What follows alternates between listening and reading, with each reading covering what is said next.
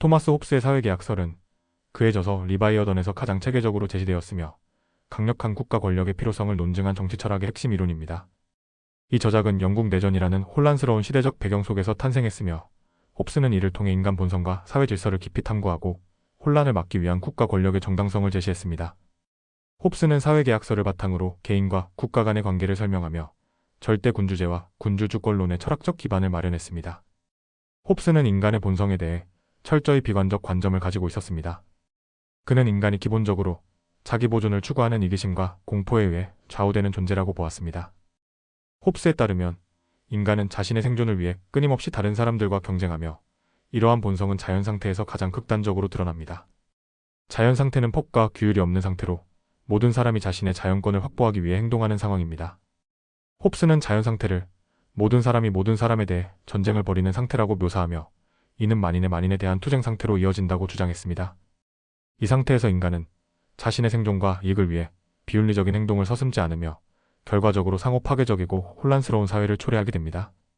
홉스는 이를 통해 자연 상태의 인간 삶이 고독하고 빈곤하며 혐오스럽고 야만적이며 인생이 짧다고 결론지었습니다.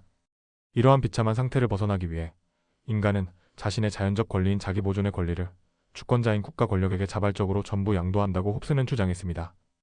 그는 자연권이란 자기 보존을 위한 권리라고 정의하며 모든 개인이 자신의 생명을 보존하기 위해 필요한 권리를 행사할 자유를 갖고 있다고 보았습니다. 그러나 이 자연권은 무제한적으로 행사될 경우 상호 간의 파괴적인 결과를 초래하므로 개인들은 서로의 자연권을 제한하기로 합의하고 이를 강력한 주권자에게 위임하게 됩니다. 이러한 사회계약은 개인 간의 동의로 이루어지며 계약의 결과로 형성된 주권자는 사회의 질서와 안전을 보장할 책임을 집니다. 홉스는 이 주권자가 바로 리바이어던이라 불리는 강력한 국가 권력이라고 보았습니다. 그는 국가가 마치 성경에 등장하는 거대한 파다 괴물 리바이어던처럼 압도적이고 절대적인 권위를 가져야 한다고 주장했습니다. 이 강력한 주권자는 법을 제정하고 집행하며 국민의 생명과 재산을 보호하기 위해 절대적인 권력을 행사해야 합니다.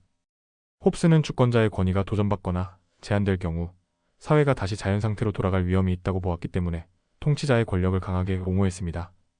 이는 그의 군주주권론과 절대 군주제의 철학적 토대를 이룹니다. 홉스는 절대 군주제가 국가의 안정과 질서를 유지하기 위한 유일한 방법이라고 믿었으며 통치자가 국가를 통합하고 혼란을 막는 역할을 수행해야 한다고 강조했습니다.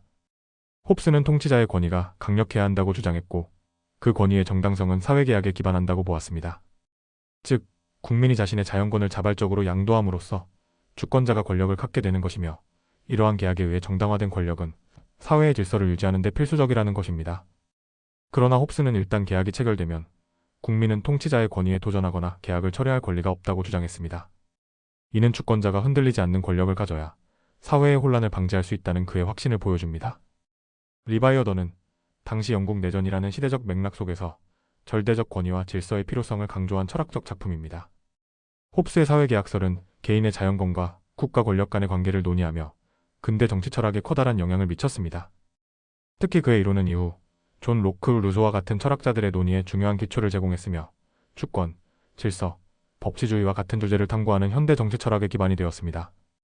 홉스의 사회계약설은 인간 본성과 권력의 관계를 깊이 통찰하며 질서와 자유 사이의 균형을 논의하는 데 있어 여전히 중요한 참조점으로 남아 있습니다.